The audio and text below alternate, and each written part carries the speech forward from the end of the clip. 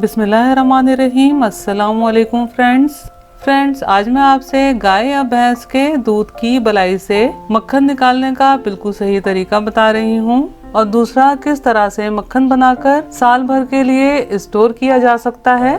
अगर आप भी मेरी तरह ठीक तरीके से बलाई से मक्खन निकालना चाहते हैं और मक्खन बनाकर स्टोर करना चाहते हैं तो कोशिश कीजिएगा वीडियो आखिर तक बगैर स्किप किए हुए देखें और मैं आपको बलाई से मक्खन निकालने और मक्खन बनाने का तरीका बहुत आसान तरीके से बताऊंगी। तो चलिए मक्खन बनाना शुरू करते हैं।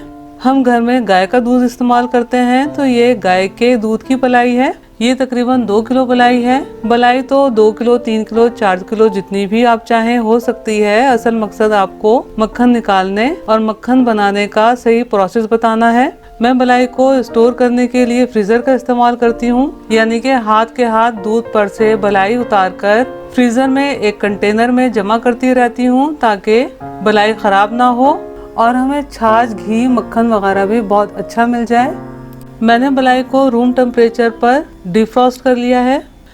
अब बलाई को झाग लगाने के लिए इतना गर्म करना है कि हमारी उंगली बहुत आसानी से बर्दाश्त कर सके। फ्रेंड्स, मेरी बहुत सी बहनें बलाई को झाग लगाए बगैर मक्खन निकालती हैं घी बनाने के लिए या फिर मक्खन बनाने के लिए, लेकिन उस तरीके से क्या होता है मक्खन में या घी में एक मखसूस जो जायका होता है वो नहीं आ पाता। अगर आप घी या मक्खन का असली जायका चाहते हैं तो इस तरह से झाग लगाकर मक्खन निकालें और सही तरीका भी यही है। फ्लेम को मैंने ऑफ कर दिया है। मीडियम फ्लेम पर बलाई हमारी रिक्वायरमेंट के हिसाब से गर्म हो गई है। अब इस तरह छोटी उंगली से बलाई का टेम्परेचर चेक करेंगे। छोटी उंगली जरा सेंसिटिव होती है। छोटी उंगली जितना आराम से बलाई का टेम्परेचर बर्दाश्त कर सके तो समझे कि ये हमारी रिक्वायरमेंट के हिसाब से बिल्कुल ठीक गर्म हुई है। अब इसमें इस तरह 2 टेबल स्पून नॉर्मल दही शामिल करेंगे और बहुत अच्छे तरीके से मिक्स कर लेंगे। दही ना तो मीठा होना चाहिए और ना ही बहुत ज्यादा खट्टा होना चाहिए। अब पैन को कवर करके पैन को इसी तरह काउंटर पर तकरीबन 6 से 7 घंटे रहने देंगे।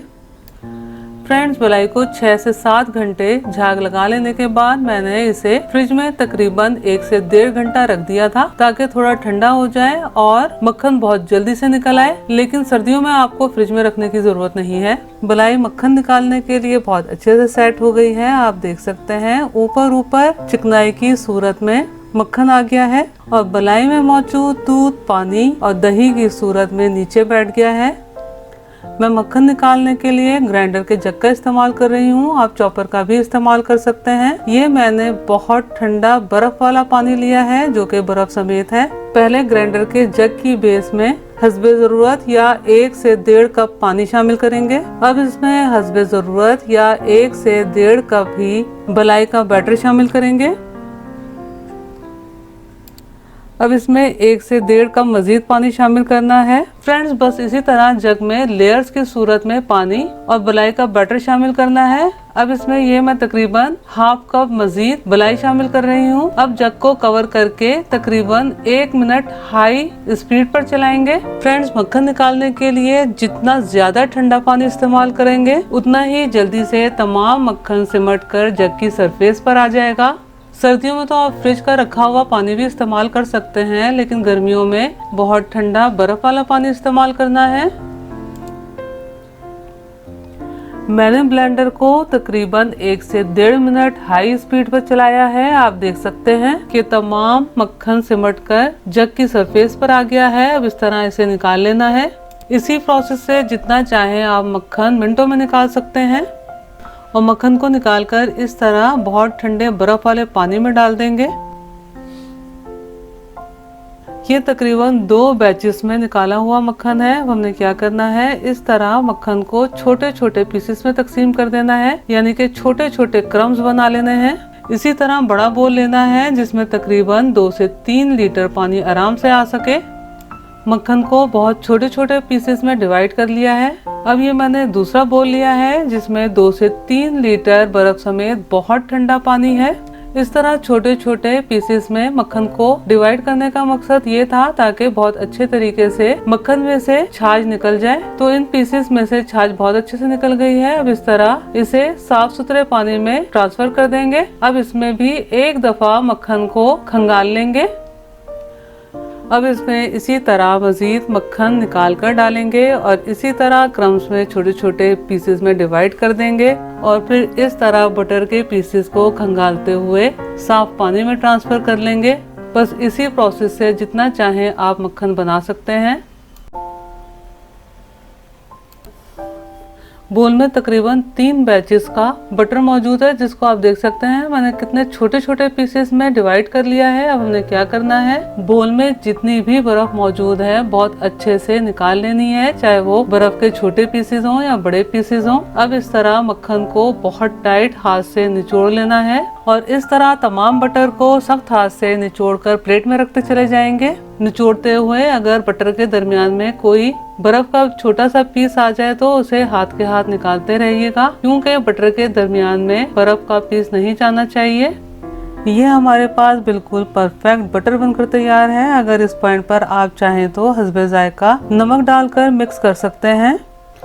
अब इस तरह कोई भी ग्लास कंटेनर या फिर किसी प्लास्टिक बॉक्स में इस तरह बटर को डालकर दबा दबा के सेट करेंगे और दबाने से इस तरह से जो पानी सरफेस पर आ जाएगा उसको इस तरह से निकाल कर हटाते चले जाएंगे। फ्रेंड्स, बटर को इस तरह धोकर बनाने का मकसद ही यही है कि इसमें से छाछ बहुत अच्छे तरीके से निकल जाए और हमारा मक्खन खराब ना हो और लंबे अरसे तक चल सके। अगर मक्खन को धोए बगैर मक्खन बनाएंगे तो क्या होगा, 2 दिन में फ्रिज में रखने के बावजूद मक्खन में स्मेल आ जाएगी, यानी कि मक्खन खराब हो जाएगा। फ्रेंड्स, मक्खन बनाने में थोड़ा टाइम तो जरूर लगता है, लेकिन अगर आप गाय या भैंस का दूध इस्तेमाल करते हैं तो घर में मक्खन बनाना बिल्कुल हमें मुफ्त पड़ता है। फ्रेंड्स, ये मक्खन आपको पीला इसलिए नजर आ रहा है क्योंकि ये मक्खन गाय के दूध की बलाई से बना है। अगर आप भैंस के दूध की बलाई का बनाते हैं तो फिर वो व्हाइट कलर का बनेगा।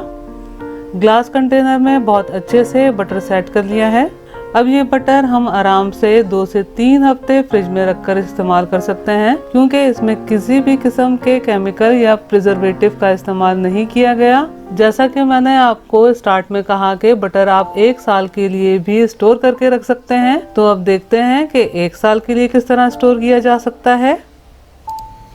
ये बटर मैंने बिल्कुल सेम प्रोसेस है जिस तरह से मैंने ग्लास कंटेनर में बटर सेट किया था, ट्रे में सेट किया है। मैंने सिलिकॉन की बेकिंग ट्रे इस्तेमाल की है। आप कोई भी गहरी ट्रे इस्तेमाल कर सकते हैं बटर सेट करने के लिए। और ट्रे में बटर सेट करने के बाद मैंने तकरीबन 3 से 4 घंटे फ्रिज में रख दिया था ताकि बहुत अच्छे तरीके से जम के सेट हो जाए। और मैंने इसमें मार्क लगा लिए हैं कटिंग करने के लिए।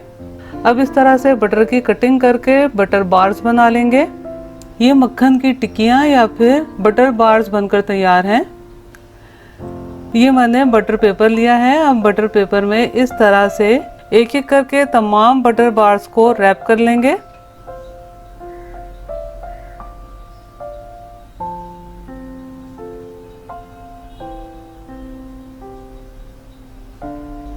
ये मैंने तमाम बटर बार्स की रैपिंग कर ली है। अब हमने क्या करना है, इन बटर बार्स को एक जिप बैग में ट्रांसफर कर लेना है। इन बटर बार्स को जिप बैग में एयर टाइट करके आराम से फ्रीजर में 1 साल के लिए स्टोर कर सकते हैं और हस्बे जरूरत एक एक बार को निकाल कर फ्रिज में रख के इस्तेमाल कर सकते हैं। जब एक बार खत्म हो जाए तो आप दूसरा बार निकाल कर फ्रिज में रखें और इस्तेमाल करें। मैं अपनी रेसिपीज में बाजार का बटर बिल्कुल भी इस्तेमाल नहीं करती, इसी तरह से घर में बटर बनाकर स्टोर कर लेती हूँ और अपनी तमाम रेसिपीज में हस्बे जरूरत इस्तेमाल करती हूँ। इस वक्त जो मेरे पास बटर बनकर तैयार हुआ है वो माशाल्लाह से 1.25 kg के करीब है, जो कि मुझे विदाउट एनी कॉस्ट पड़ा है।